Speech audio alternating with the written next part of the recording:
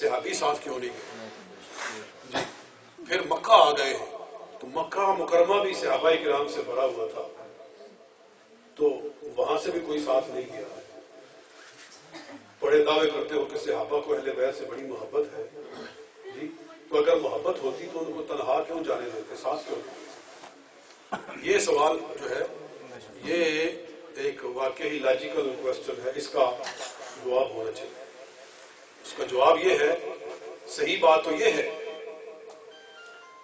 کہ صحابہ نے آپ کو روکا کہ آپ کو نہیں جانا چاہیے، کیونکہ وہ لوگ بے وفا ہیں، جنہوں نے آپ کے بھائی کو، آپ کے باپ کو شہید کیا ہے، وہ آپ سے بھی وفا نہیں کرنے والے ہیں، اس لیے آپ نہ جائیں۔ فائدہ وہ سمجھتے تھے کہ اس میں کچھ بھی فائدہ نہیں ہوگا ماں سوائے شہادت کے، اور کچھ جو ہے ظاہری طور پر کوئی کامیابی کا چانس کوئی نہیں۔ وہ یہ سمجھ اپنی جگہ پر وہ بالکل برحق تھے، وہ صحیح کہہ رہے تھے، لیکن امام حسین کے پاس 40,000 یا کم و بیش خطوط آ چکے تھے، آپ کیا کرتے؟ پھر آپ نے بھائی کو بھیجا، پھر بھائی نے خط لکھ دیا، اس لیے آپ مجبور تھے، اور ہر ایک اپنی اپنی جگہ پر درست تھا۔ امام حسین کا فیصلہ اپنی جگہ پر صحیح تھا، اور صحابہ کرام کا فیصلہ اپنی جگہ پر صحیح تھا کہ اس جنگ میں کچھ حاصل نہیں ہونے والا۔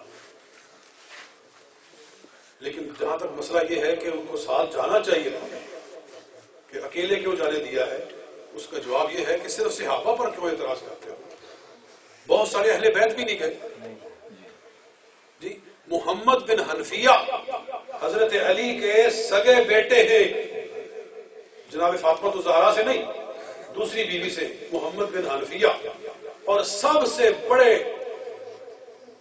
آپ کے امام حضرت علی المرتضیٰ کے سب سے بڑے ساتھی، لڑائی کرنے والے، جنگوں میں سب سے آگے بڑھ کر لڑنے والے، حضرت علی کا ساتھ دینے والے محمد بن حنفیہ بڑے بہادر شجاع۔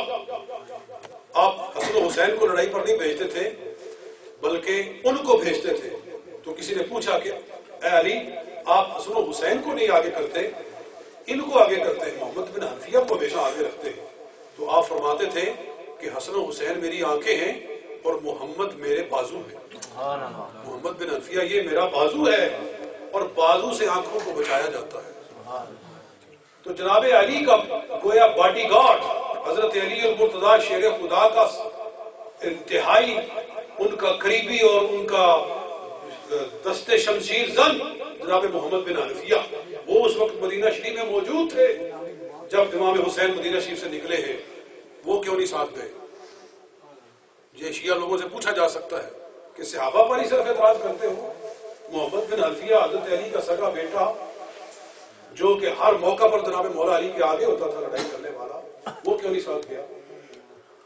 اس کا کیا جواب ہے؟ کوئی جواب نہیں اس کا۔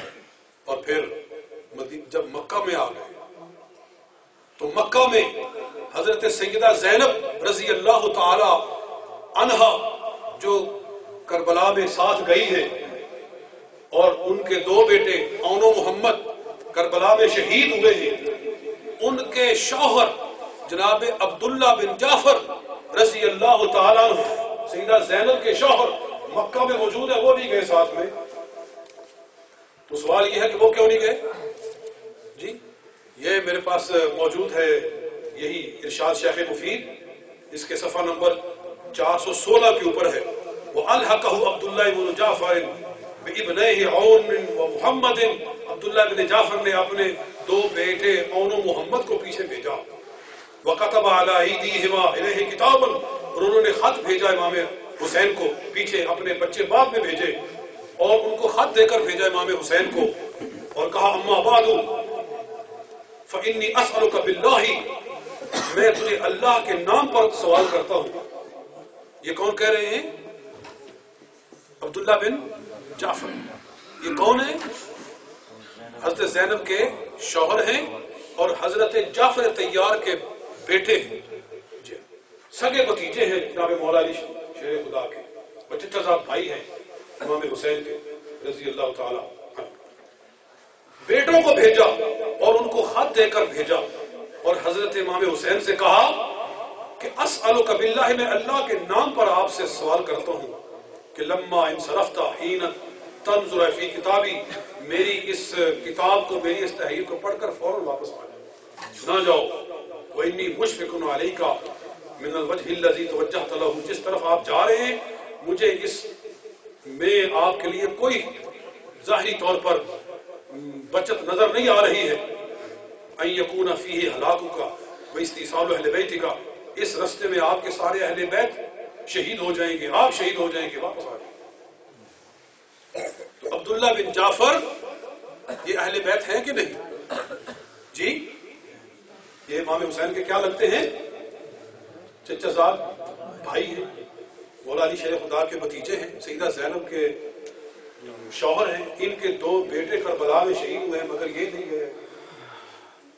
تو صرف صحابہ پر کیوں اعتراض کرتے ہیں؟ اہل بیت سے پوچھو وہ کیوں نہیں گئے؟ تو بات صرف یہ تھی کہ اس وقت 2 رائے تھے، بالکل اپوزٹ 2 اوپینین تھے۔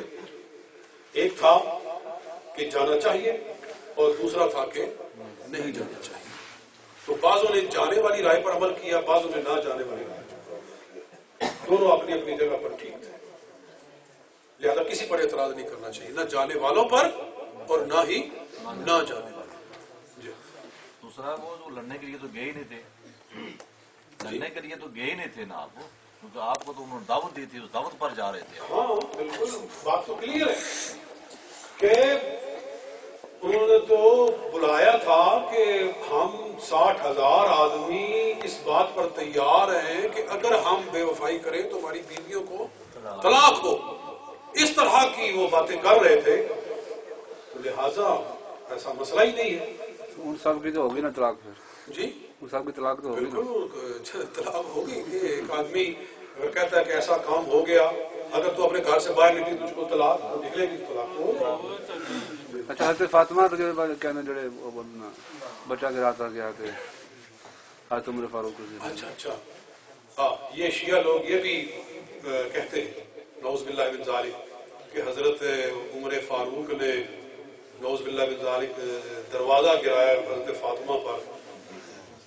جی، اور بعض کہتے ہیں کیونکہ جھوٹا کبھی کوئی بات کہہ دیتا ہے، کبھی کوئی بات کہہ دیتا ہے، کہ کک ماری حضرت فاطمہ الزہرا کو اور ان کے پیٹ پر مارا اور ان کا بچہ گرا دیا۔ ٹھیک، تو اس کا جواب یہی ہے کہ لعنت اللہ علی الکاذبین، جھوٹے لوگوں پر خدا کی لعنت ہو۔ اس سے بڑا دنیا میں کوئی، اس سے بڑا کوئی جھوٹ نہیں ہو سکتا، یہ کہیں ثابت نہیں، کہیں ثابت نہیں۔ حوالہ دیتے ہیں الملل والنحل کا، کہ علامہ شورستانی نے لکھا ہے۔ آج رات مجھے الملل والنحل ملی تھی مولانا طاہر صاحب سے، تو میں نے وہ حوالہ نکالا، پڑھا سارا، پہلی دفعہ کتاب ملی، تو اس میں علامہ شورستانی نے، عبد الکریم شورستانی، انہوں نے لکھا ہے کہ ایک گمراہ انسان گزرا ہے، محمد بن یسار، ابراہیم بن یسار نظامی، وہ بدبخت گمراہ انسان تھا۔ لکھا ہوا ہے کہ اس کے عقائد میں سے یہ بھی ایک عقیدہ تھا کہ اللہ تعالی کا بندوں کے افعال سے کوئی تعلق نہیں ہے، بندے اپنے افعال خود کرتے ہیں، خدا کا اس میں کوئی دخل نہیں۔